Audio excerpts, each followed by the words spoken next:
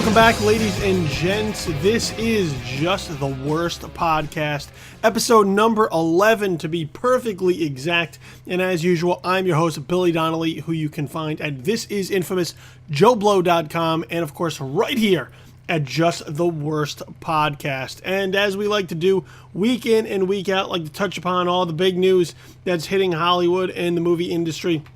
And this week is no different, as we got a pretty big show as we head into the Thanksgiving holiday. So before we get started, let me just, in case I forget later, because, sometimes the mind isn't always what it used to be, let me just throw it out there. Happy Thanksgiving to everyone, as Thanksgiving is upon us. So hopefully you're having a good time with family and friends as you ring in the holiday with whatever it is that your annual traditions are.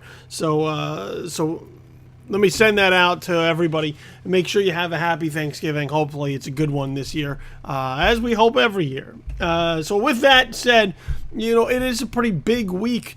Usually it's a bit on the slow side, okay? And I'm not going to lie. Heading into getting ready to record this show, it looked a little bit on the slower side because of the fact that when a holiday is here, Hollywood typically scales back that particular week. People start going on vacation. Nobody wants to do any extra work. They kind of just try to coast for a couple of days as they head into the holiday. Not this week, though. That wasn't going to be the case, as Disney and Marvel Studios decided right before the Thanksgiving holiday, we're going to throw something out there to get people talking, to hook them to our product, to keep them focused on what it is we have on the horizon for them. So, as I record this just before Thanksgiving, last night, Chris Evans and Robert Downey Jr. make an appearance on Jimmy Kimmel Live on ABC, which of course is owned by Disney, which owns everybody, and it's synergy at its finest, with some sort of Civil War surprise is what was promised. And what we wound up getting is the very first teaser trailer for Captain America Civil War. Now, the plan here, obviously, is to kind of get this thing primed and ready for people to see in theaters and once again get excited again before Star Wars The Force Awakens, when that hits on December 17th/18th. But in the meantime, they're going to try and capture the holiday news cycle. They want you to talk about this over Thanksgiving dinner with your family and your friends and geek out and get them excited. It's very, very smart for Disney to do something like this at this moment in time, knowing that everybody's kind of on cruise control through the holidays. They take something and they drop it right before the holidays that's going to dominate the conversation, that you're going to sit around Thanksgiving and talk with your cousins or your friends or your kids about and show them, because now, especially with everything being consumed digitally, and that's the thing, getting this thing in front of Star Wars The Force Awakens is cool to be able to see it on the big screen, but the way things stand right now, you just show everybody on your phone, on your tablet, with ease. So, you're sitting around the Thanksgiving table and you say, oh my God, I saw the teaser trailer for Captain America Civil War. It looks amazing. Oh my, did you see it? And, maybe somebody was traveling. And they go, no, I didn't get a chance to see it. Oh my God, you got to let me show you. And you pull it up on your phone right there. And you show it to them right there. And then maybe they get psyched. If they're into Marvel, they're going to get psyched. And now the word spreads. This is the first time I've ever seen a movie studio take advantage of a holiday marketing word of mouth. I mean, this is Thanksgiving word of mouth that they have at their disposal. That's pretty incredible. To use the communal aspects of Thanksgiving, sitting around the turkey, shoving mashed potatoes in your face, drinking gravy, sucking down beers and wine. And all you do is talk. You hang out, you talk, you get caught up, you bullshit about whatever. Captain America Civil War fits right in there now. Topic of conversation. As long as it's not just stay away from real politics. Politics and religion. Never get into that in Thanksgiving. No matter how much your crazy uncle might want to. Just don't do it. I've done it before. It ends up horribly. Unless you know everyone's kind of the same principles and beliefs. And then you might have something. But usually, you never know. There might be like one of those closeted people who thinks differently from everybody. And then that's how the fight starts. So instead, Captain America Civil War trailer, that's going to be what's right on your doorstep right now. It's like getting apple pie. You show up at the doorstep. Ah, look, I brought a bottle of wine and the Captain America Civil War trailer. It's beautiful. It's beautiful. So, so taking a look at this trailer, I will say it is very exciting. You know, you take a look at this thing, and if you've been following the Marvel Cinematic Universe with any casualness, I think you'll dig it. It's enough to get you excited. It's not too much where you feel like you've seen a lot of the movie already. It's what it should be, which is a teaser, a taste. Something to whet the appetite. Something to have you look at this film and go, man, really psyched about watching this in May. And we all are. Even for the faults that I find throughout the Marvel Cinematic Universe, like the last two Iron Mans and the last Thor, the Age of Ultron. You know, there's weak links that fans don't want to acknowledge within the MCU, and they're there. But that doesn't stop you from getting excited about the potential of a new Marvel film. You know, the Captain America films, to me, have been the most consistent. Between the first Captain America film and Captain America the Winter Soldier, I think the Captain America solo films have been far and beyond all of the other solo franchises that have been launched throughout the MCU. And so as a result, I'm excited to see what they're going to do here with Captain America Civil War. And, you know, there's enough here to kind of get you wondering the story that's going to be told. It seems like Bucky / the Winter Soldier is going to be a really key component here in kind of the sides being drawn, the teams being picked between Captain America and Iron Man. You know, and I would probably venture to guess that we'll find out the Winter Soldier had a hand in the death of Howard Stark, which would, you know, really strengthen Tony's position in as far as the superheroes kind of registering and allowing for some type of control to be taken over their abilities. And I think it also, you know, justifies Tony Stark's actions as well, who really, look, you got to be able to see this from both ends when Civil War goes down here between all these heroes. You got to be able to look at both sides and say, I see where they're coming from. You may not agree with it, but you see where they're coming from, and that's where the complexity of the story will come in.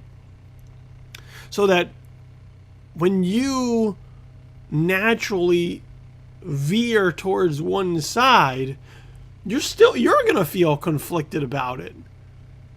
And that has the potential to be, you know, one of the better Marvel films, is dealing with kind of these greater issues and putting some complexity on the shoulders of the viewer as they watch.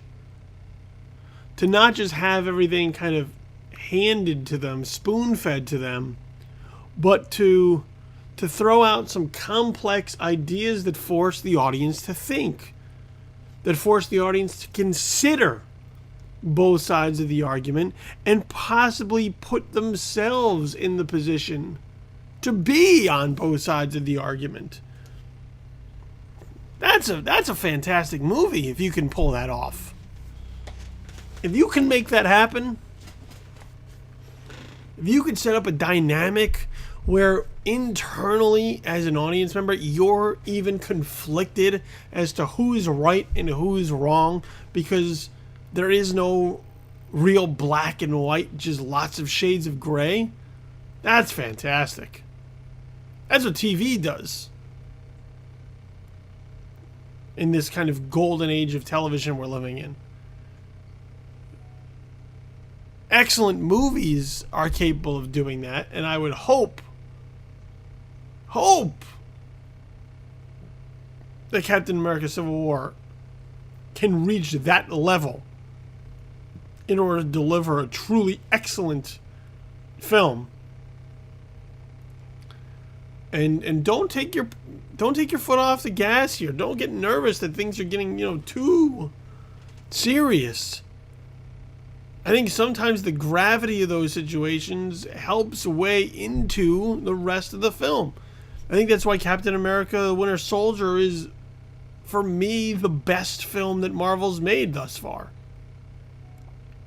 Arguably the best. I'd put Guardians of the Galaxy kind of neck and neck with it. But there are also two completely different films. But I think Captain America: Civil War has the ability to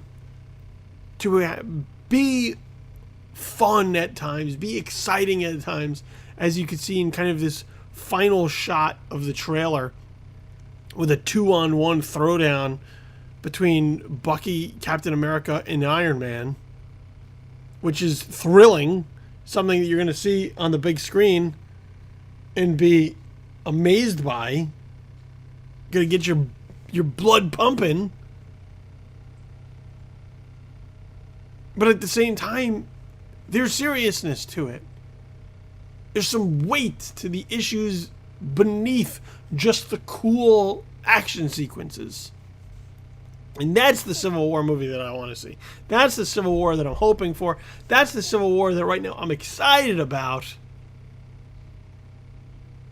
And I hope that the Russos and Kevin Feige and everybody over at Marvel can stick with that. Say, well, we can have some light, but we need some darkness here too.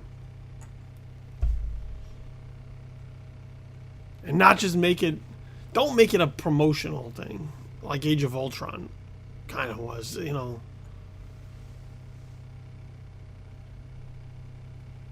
hopeful. I am hopeful. And I'm excited. And you should be too. If you look at this, you should be too. This is an exciting thing. I think my longer term concern though, and look, here's where I'm gonna ask for a Christmas miracle. Here's where I'm gonna write my letter to Santa, even though it's early. But Thanksgiving comes and goes, and then we're thrust right into the Christmas season. Here's where I'm gonna ask for some help. I wish and hope that when it comes to Captain America's Civil War, we get a little bit of restraint from Disney and from Marvel Studios. Because where I'm at right now, as I sit here, months away from Captain America Civil War, is I would just like, when May rolls around, to feel not exhausted.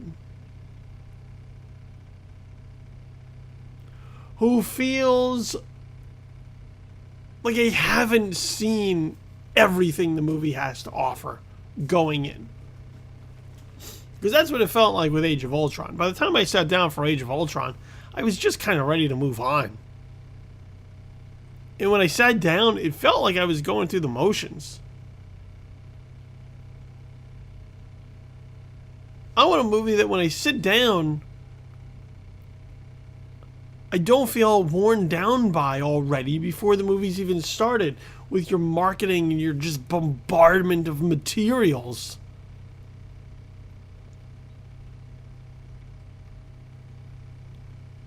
You're going to have a humongous movie. It's going to kick off the summer. It's going to be huge.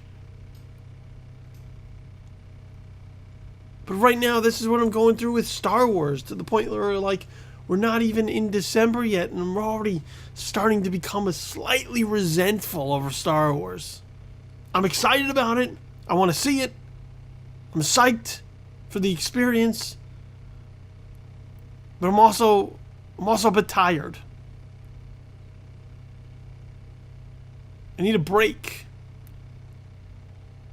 And everything doesn't have to be so in your face all the time, to the point that by the time the thing finally gets here, I don't even want it anymore.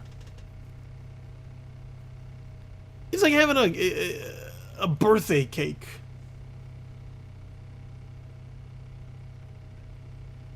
And you're super excited about having this cake for your birthday.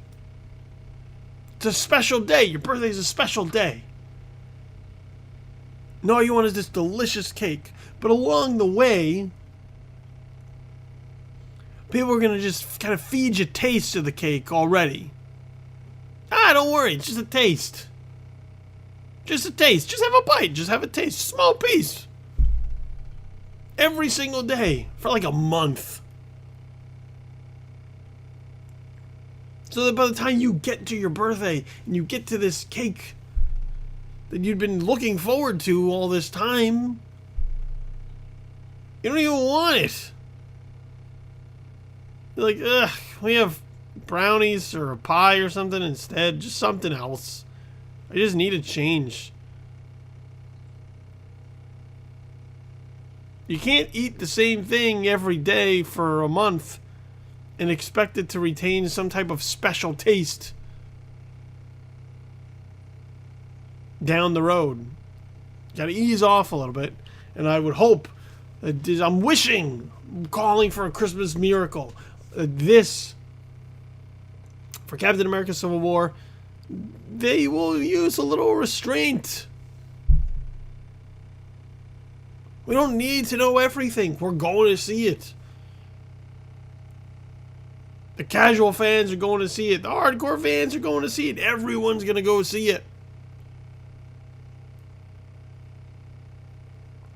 You continue to pump out these massive movies.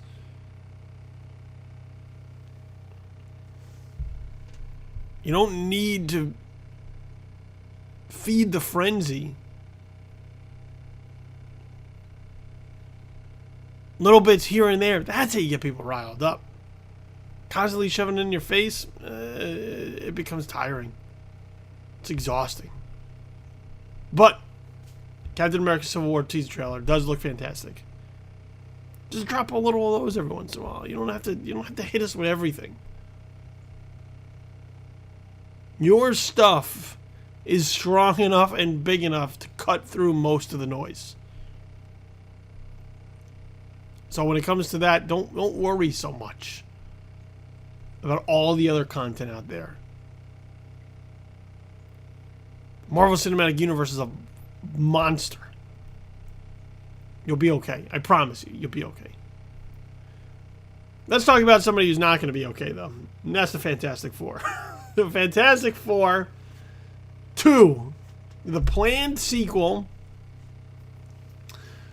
that 20th Century Fox had already kind of planted their flag in the release date calendar for, is no longer on the release date calendar. Fox has struck Fantastic Four 2 from the record, taking it off the release date calendar, meaning that as of right now, there is no planned sequel for 2017 as originally conceived. June 9th, 2017, that was the date that was already on the books for Fantastic Four 2, and based off of Fantastic Four, Josh Trank's grounded, gritty attempt to reboot the Fantastic Four, which was poorly received, performed poorly at the box office. 20th Century Fox has decided we're not in a rush to get a sequel out there, as we'd hoped to be. We're gonna put this thing on the shelf and kind of regroup. Now, I don't know what that means moving forward. You know, the pipe dream, of course, is to use Marvel. Strike some sort of deal with Marvel. First of all, 20th Century Fox is not handing the Fantastic Four over to Marvel Studios and Disney. That's not happening. It's unrealistic. Keep your goals realistic. This is an unrealistic goal. It's not happening. A major studio of this nature is not going to hand over a major property of this nature and get nothing in return. Nothing substantial in return. I know that when there were rumors of Fox striking deals for X-Men TV shows, people were like, well, they should get Fantastic Four as part of the deal. That's not going to happen. The Fantastic Four is still a valuable franchise. Even though they fucked this thing up twice already, it still holds value. Now, could they strike a deal with Marvel similar to what Marvel was able to put together with Sony Pictures with Spider-Man? I don't think so. I know everybody would like to think it's going to happen. They're hoping it's going to happen because they see what's going on with Spider-Man. They're excited about it. I don't see it.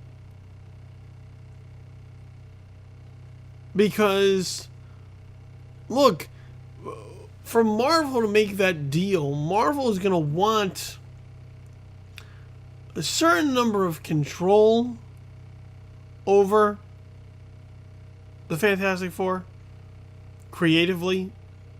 They're going to want to be able to use the Fantastic Four as a part of the Marvel Cinematic Universe, kind of bring them in to the mix, much like Sony is now allowed for Spider-Man. But, you know, it's apples and oranges at this point, ladies and gentlemen. It's they're not the same.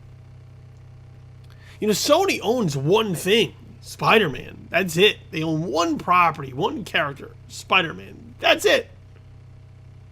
Fox has a lot of things that they're trying to pull together and make work. So you have the X-Men and all the X-Men spin-offs that they're trying to get off the ground, with Gambit being the latest. Deadpool comes out in February. They're trying to launch that as a thing. So they have their own properties in their own loose universe. They haven't figured out a way to connect it on screen yet. But they would like to. That's ultimately their plan. They dreamed of doing Fantastic Four and X-Men together, some type of crossover. But based off of the first Fantastic Four Trank film, they can't do that. Because the brain is damaged. They still got to fix it.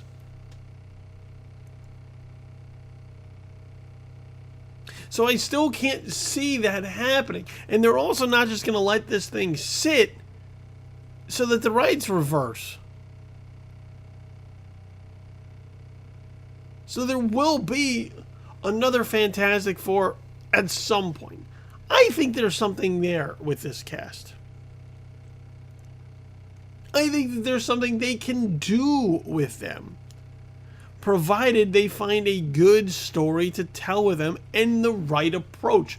Right now, that's the problem, is they keep bringing in all these separate people with ideas, and there's no ground zero for it. There's no square one. There's no, this is what we'd like to do with them. Let's figure out how to make it happen. Instead, they're throwing shit at the wall and hoping that it sticks. Those Tim Story movies are awful. The Trank movie is not good. It's better than the Stories films, I think. I think there's at least some interesting ideas there. They're undercooked, they're not fully realized, but it's not a terrible film. Everybody who wanted to shit on the first Fantastic Four film, those were the people that didn't actually go see it. It's not a bad film. It's better than people give it credit for. Does that mean it's good? No way! It's not even close to good. But there's little seeds here and there that could make up a good film. That if you watered them properly, you give them the right amount of sunshine, they could grow and bloom and blossom into a franchise. But you got to figure it out. You got to figure out, how do we get there? How do we get to... That's point A. Right now, they're nowhere. They got to go from nowhere to point A. Instead of thinking about point B and point C and point D, you got to get to point A first.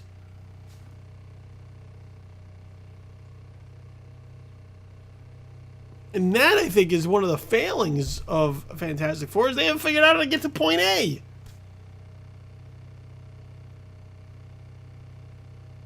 They just want to start running. And yet they haven't figured out how to walk or crawl or roll over or just lay on their belly. They're like a baby, like a helpless baby. The Fantastic Four is like a helpless baby. It doesn't know anything. It needs some help. It needs some direction. Then no one's giving it to them. There's something there with the Fantastic Four. You just gotta mine it the right way.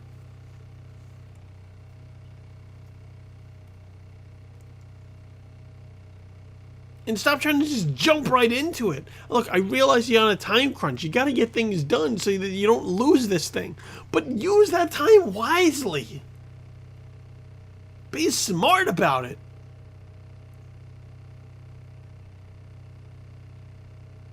You can do it. I have faith in you, 20th Century Fox. Don't ask me why, I just do. Just call it the Thanksgiving season. I like to think of the best of people. I'm giving you the benefit of the doubt. Now take it. Take it and use it wisely to your advantage.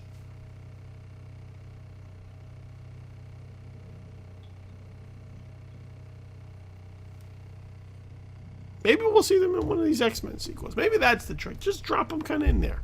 That's how you draw interest. But even after you do that, you still got to figure out what's next. What are we doing next? Get to point A. Figure out how to get to point A. Then you'll have something. All right, let's talk about, let's switch gears when it comes to 20th Century Fox, because I want to talk about this Alien sequel that I don't think is happening. So Neill Blomkamp, released concept art a while back for whatever kind of idea he had to do an Alien sequel, and it was going to bring back Sigourney Weaver as Ripley. Michael Biehn was going to be back, and there was a lot of wonder about what this thing was going to be. And the concept art looks really cool, but let's face it, the concept art is just drawings that are meant to look cool, to showcase how cool this thing could be. And everybody got super excited. 20th Century Fox got excited. 20th Century Fox brought in Neill Blomkamp, and they struck a deal, and Neill Blomkamp was going to go off and make Alien 5, or whatever the hell they're going to call this thing. But the problem was Ridley Scott was still dead set on making another Prometheus film. Making more Prometheus films. Prometheus sequel was right there. He had to make a Prometheus sequel. And let's look, Ridley Scott trumps Neill Blomkamp over at 20th Century Fox. So the idea at that point was, or the way it kind of shook out was this Blomkamp film was going to get put on the shelf for a bit, so that Ridley Scott can go off and go make more Prometheus movies.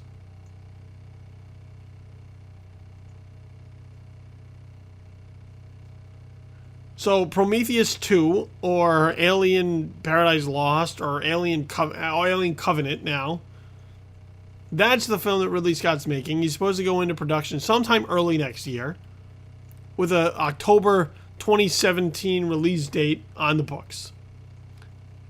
And Neill Blomkamp has tweeted that he would still like to make this movie maybe one day, but right now, he's just going to start moving on to something else. Because he's not just going to sit around with his thumb up his ass and wait for the chance to make Alien 5. He's going to go do some other things, which may or may not be a good thing based off of Chappie.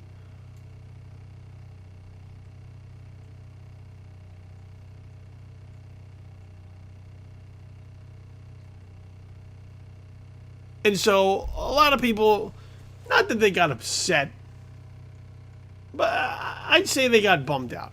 Look, the Prometheus is a divisive film. There are people who stand by Prometheus. I don't know why, but they do. Who are really excited about seeing Alien Covenant. Seeing what happens next. And there are people, look, I'm intrigued, but there are people who are like me, who would be perfectly happy if we never returned to the universe of Prometheus again. One film was enough. It's kind of a mess. Don't need to do it again. Ridley Scott had his chance to create this other branch of the Alien universe. Didn't turn out too well. I'm moving on. I'll go see something else.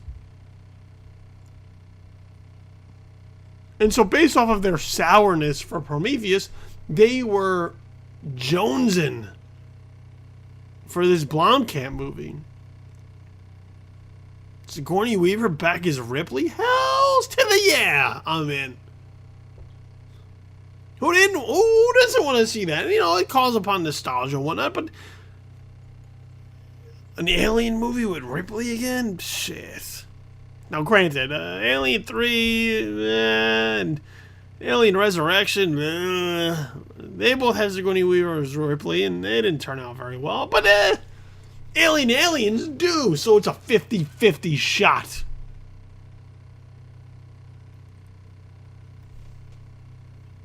It's a 50-50 shot.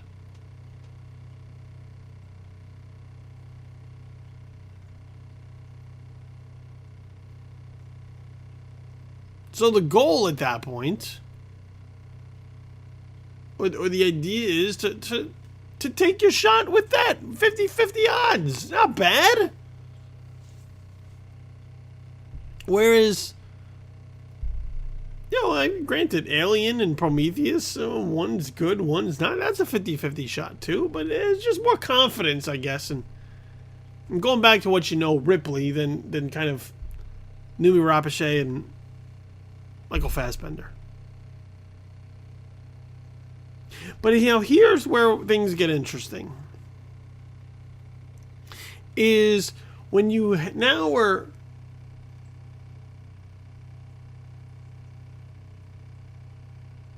wondering what this movie is. And Michael Biehn does an interview with Icons of Fright, where he kind of starts revealing what kind of movie this Blomkamp picture would have been. And as we sort through it some, I don't know that it's then the picture that fans who wanted it would have wanted it to be. Much like Prometheus, we wanted something, even though Ridley Scott told us we're not going to get it. And then when he gave us something else, we were kind of pissed off. It wasn't the thing that we wanted. So let me just read you here some of Michael Biehn's words.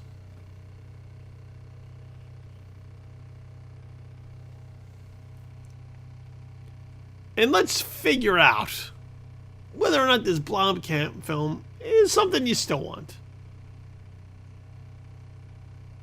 So he says the basic idea is acting like Alien 3 and 4 never existed. I know Ridley Scott is doing his movie first and is going to be the executive producer on this one, so I'm really looking forward to that. I know that Ridley's focus is on Alien Covenant, and I'm sure that he and Fox both don't want that and Neill's movie to come out right next to each other, because they're kind of two different worlds, with Aliens taking place thousands of years later, which is how they explained it all to me, but at the same time they want to give them a similar feel. I know they're putting the brakes on Neill's movie just for a little while, but I really think that would be embarrassing to Ridley and Fox and Sigourney if they just didn't make the movie. So he's kind of high on what's there, which a lot of people are. But so now we're talking about Alien 3 and 4 never existing, which is this weird thing that sequels and franchises do now, as studios view them more as brands and properties than films, is they keep making them.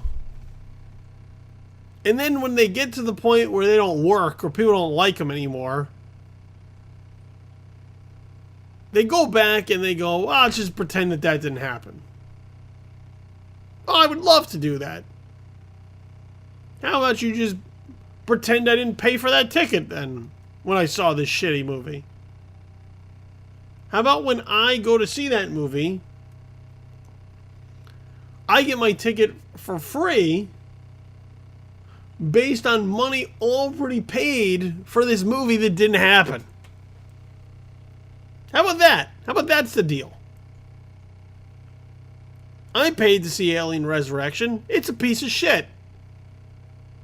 How about you take that $10 and you just carry it over to this other movie that now counts? That seems more fair.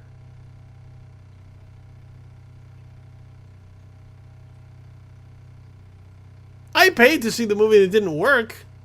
So for you to pretend that the movie never existed, well, then we should pretend that I never paid for it either.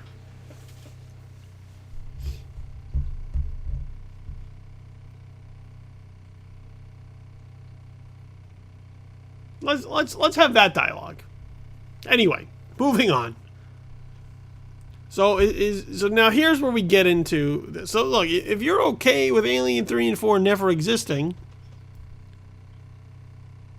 and having this film, which would be Alien, I don't know. I mean, technically it's Alien 5, but I guess it's not. It's like Alien now 2.5.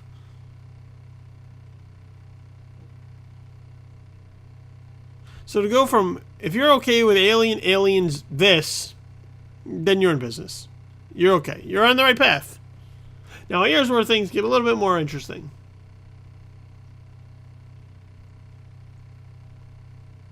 He says, they're planning on bringing me and Newt back.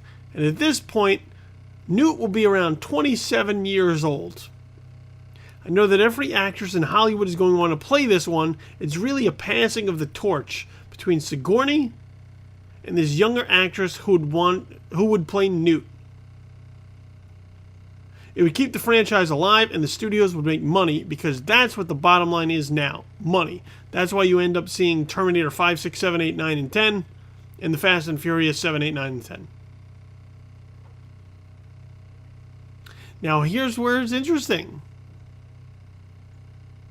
Newt as a character in Aliens, not a lot of people are fond of that character.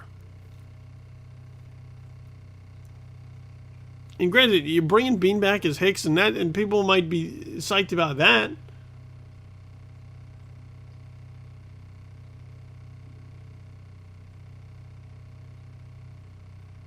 But Newt is older, and then kind of being the center of the franchise. You know, this is like the Creed type of situation that's going on with Rocky. Except I think that's a character they don't mind the torch being passed to.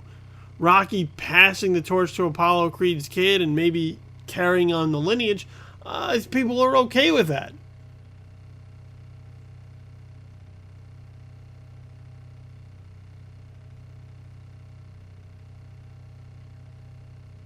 But here to pass the torch from Ripley to Newt? It's a tough sell on paper. In execution, you can maybe pull it off. You make Newt this character, this grown woman, strong grown woman that maybe people gravitate towards. Okay, maybe you got something. But it's all going to be in how that character is drawn. Because you're looking at a long time between Aliens and this.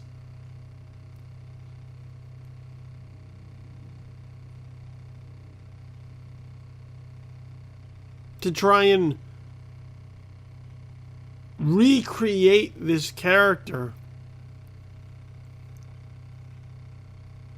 And look, a lot of people, modern audiences, they may not remember Aliens, so as a result, they're going to go in without much connection to this character from the past.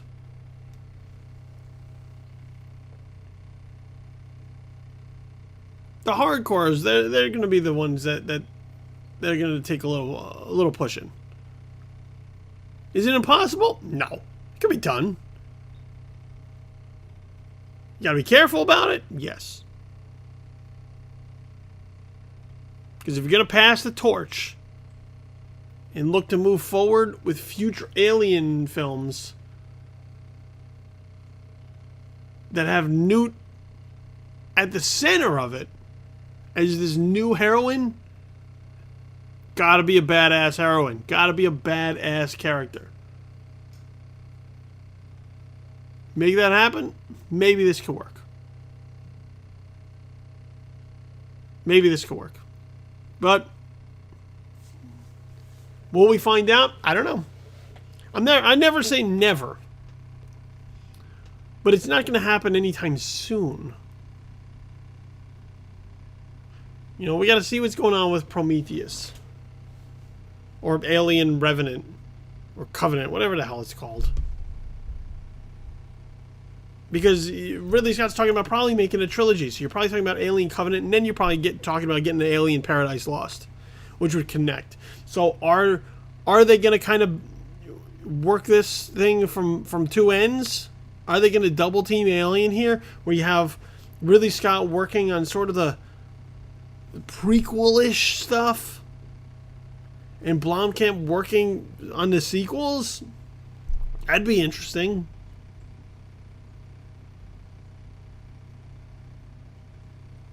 I don't know if we're going to get that. We'll have to find out. I think it's an interesting story to try and attempt to tell. Whether or not they could pull it off, we'll have to wait and see.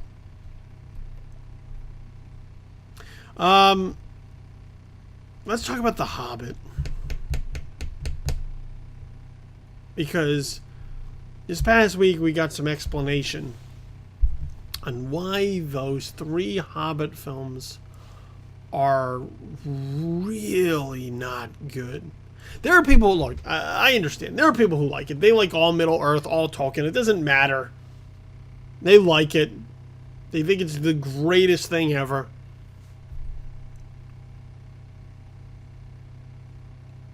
I'm not one of those people. There are a lot of people who are not those people out there. They look at The Hobbit and they go, just why?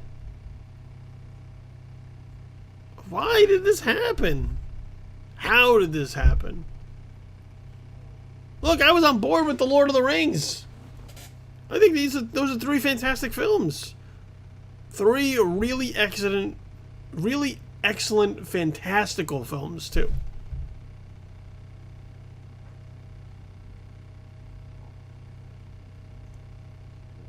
And they take you for a ride, take you for a good journey. The Hobbit, though, not so much. I mean, the movies are so just drawn out. I've read the book. The book is fine. The book is it's pretty bare bones. It gets to the point. When you get to the films, everything is so fleshed out beyond good sense. It's so overindulgent at times that you're like, ugh, like 9 hours of this is unbearable. And now we've kind of gotten a little bit of an understanding as to why. So the new version of The Hobbit Battle of the Five Armies is hitting DVD and Blu-ray. There's a new special feature on the extended edition of the Battle of the Five Armies with Peter Jackson doing commentary and whatnot. And he kind of gets into the problems with The Hobbit as a whole, which I think is kind of refreshing and honest. Even though it's happening now, after the fact, like 3 years later, 4 years later. Which, I understand. He's got to sell the movie. And it's nice that he's coming clean and saying, these were the issues. But it might have been nice ahead of time. Or, this is one of those situations where the release dates take precedent. They take priority. Well, it's tough shit. We already made the release date. Go make the goddamn movie for us. Oh, there's trouble with it? Just throw it on the screen. People won't know.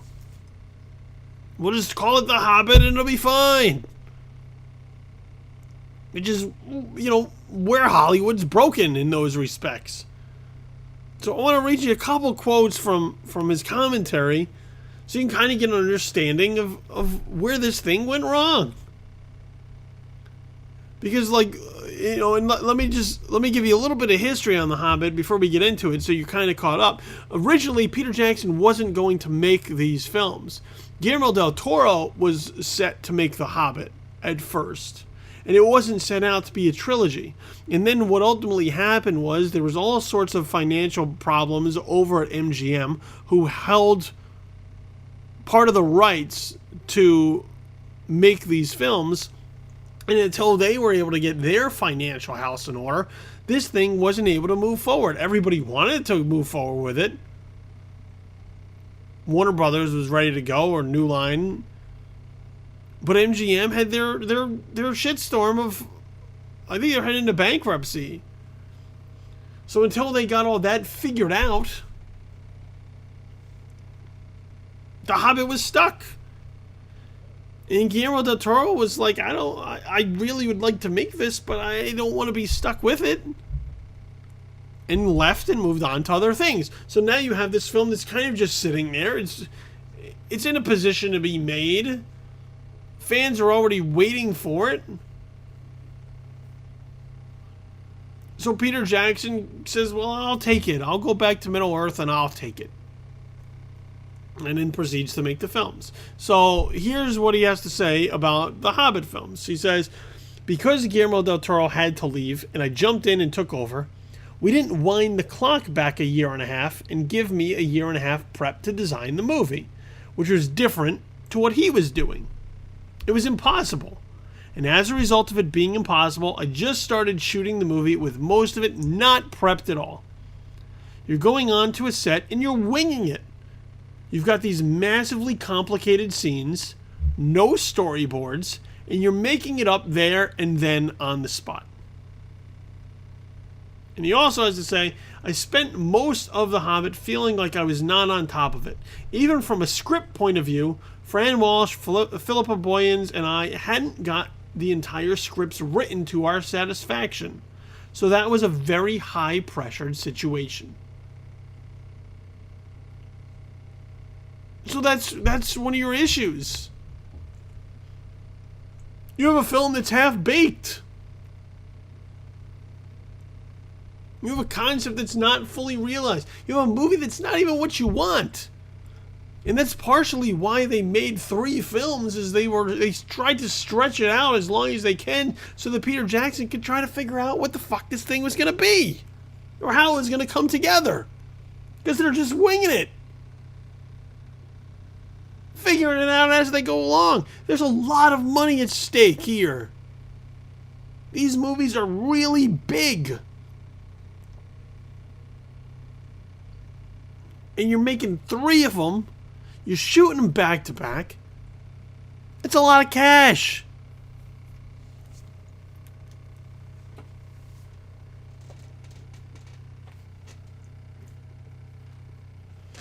And why? Because the release dates had now already kind of been announced. They'd already devoted a year and a half to trying to get this thing made. And they were like, well, we're not going to set it back. Just hit the ground running, change it on the fly.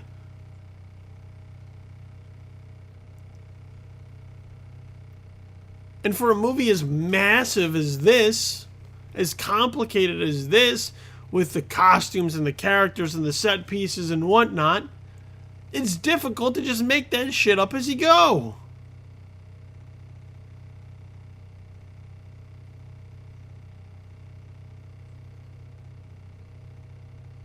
Look, I feel for Peter Jackson. Peter Jackson is not a bad filmmaker. I mean, he made The Lovely Bones, and let's not talk about that. But the Lord of the Rings films are really solid. Even before The Lord of the Rings, you know, Peter Jackson was making solid films.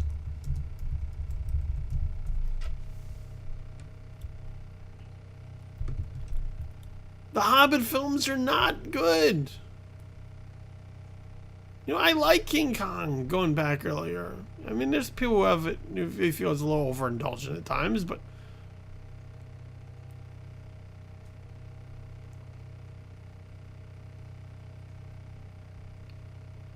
even just going back to the Frighteners or Heavenly Creatures, I mean, there's good stuff in Peter Jackson's filmography before he just gave his life over to Middle Earth.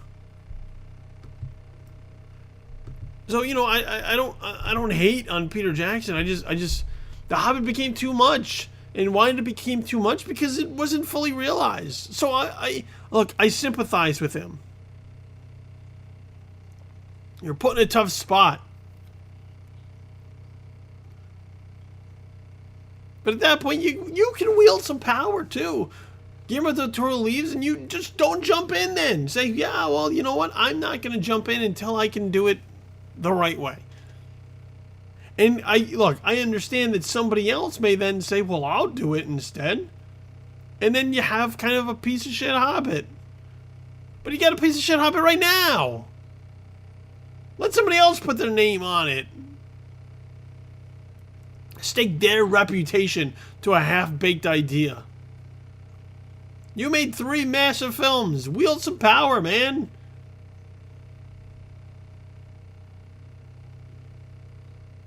Swing the big dick of money around and say, well, I'll do it. But only if X, Y, and Z.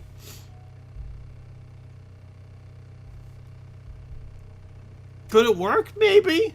You never know.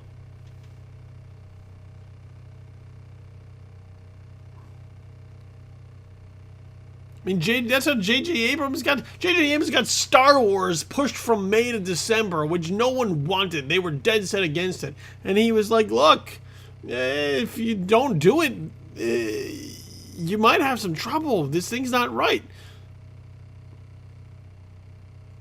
And Disney cared about the property enough, knowing how much it meant, to say, okay, we'll take a little bit more time to get it right, because it means a lot. There's a lot riding on this.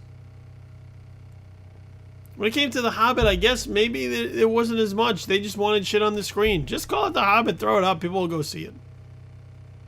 And who pays the price for that? We do. The viewer, the audience pays the price for that by forking over their cash, thinking they're going to see a quality motion picture, and then seeing something like this where they were just kind of making it up as they went along. And it shows.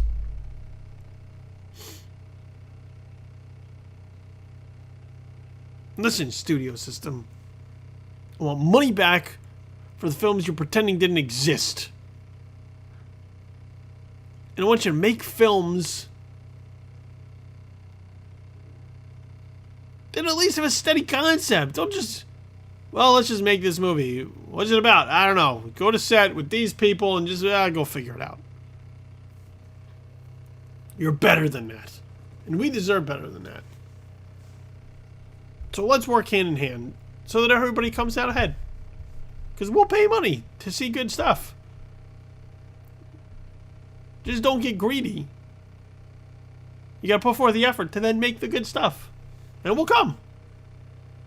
See? It's not that hard. It's a balanced equation. So just make it work. All right. One last thing before we get out of here, and this is now, we'll move on to our Just the Worst segment of the show, where I try to find just the worst news item to come across my desk. And let you know why that is. And here it's more of a collective thing this week as we head into Thanksgiving. And I don't mean to head into Thanksgiving on a down note. That's just the way this show kind of structured. But just the worst this week is Hollywood took a ridiculous amount of trailers and dropped them on us all before the holiday. Now, I understand doing something like Captain America Civil War, but everything else just kind of became noise. Like every trailer that they dropped kind of... They got their 15 minutes of fame, and then something else came after that to push them out of the way. So let me just give you a rundown of the bigger films that all felt the need to kind of drop trailers this week. I guess maybe to get in front of Creed. They're not going in front of The Good Dinosaur, I know that. But just to kind of figure out, elbow their way into the public consciousness. And from that, I don't think that people care. So you got Zoolander 2, Now You See Me 2, The Huntsman Winter's War, which is The Huntsman 2, Midnight Special, Gods of Egypt, Central Intelligence, The Boss, and then there's a ton of smaller ones. I think there was something like 30-something, 40 trailers that dropped this week. Ridiculous. And out of them, I can look at, out of that list I gave you, I can look at and I could say 2 did anything for me. 2 out of 7. Not a good percentage. Zoolander 2 made me laugh, which is hilarious to me because I do not like Zoolander 1, and in watching the trailer, I actually got more laughs out of the teaser trailer for Zoolander 2 than I did out of the entire first movie. And Midnight Special to me looks good. And Jeff Nichols goes and makes something, it's got Michael Shannon in it, I'm going to see it. Go to see it immediately. The rest,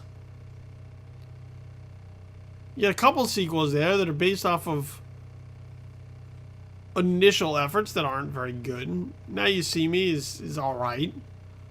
The Huntsman, which is based off of Snow White and the Huntsman, not very good. Gods of Egypt looks like, I mean... I don't even know that there are words in the English language to properly describe how truly terrible it looks.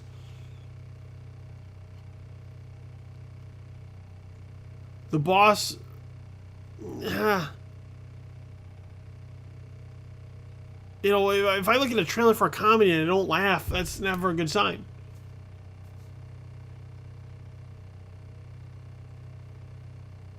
Central Intelligence, maybe has a shot. I'll go see anything with The Rock in it. But overall, a pretty underwhelming response to a shit ton of trailers. So if you're going to drop all of these trailers and try to get people interested in the movies that you have coming out, make them attractive looking. And if they're not attractive looking, it probably means you have a bad movie on your hands. And, well, I guess it's too late to turn back. Not too late for me to turn back, though. I'm just not going to see it. So let that be a lesson to you. Once again, it goes right back to just try to make good movies. All right, that's it for the show this week. So appreciate you taking the time here during your holiday weekend as you head through Thanksgiving. Maybe you listen to me as you're shopping around for Black Friday. That'd be a great idea as you try to, kill some time and not kill some people. So in the meantime, thanks for listening. Make sure you hit us up on social media. On Twitter, you can find us at JTW Podcast, and on Facebook, facebook.com/JustTheWorstPodcast. I'm on the media as well, the social media. On Twitter, at InfamousKid, and Facebook, facebook.com/BillyTheKid. So make sure you like, you follow, all those accounts for all the information coming from me, as well as from Just the Worst Podcast. Anytime we have a new episode, you'll get your information there and become informed. All the podcasts are up on SoundCloud, so make sure you just search Just the Worst Podcast and you'll get them all. URLs going up very shortly, so your RSS, iTunes, and Stitcher feeds, those are in the works. So please just bear with us through the holiday. We should have something coming out on the other side.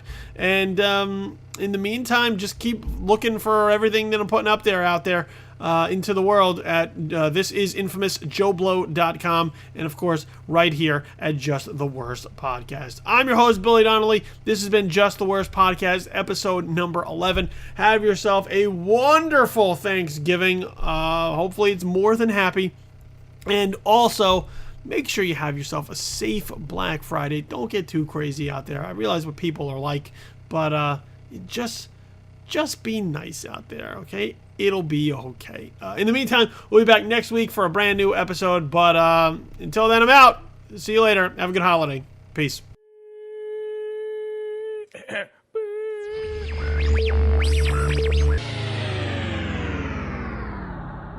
Just the Worst Podcast, episode number 11, has been a presentation of Just the Worst Podcast Media.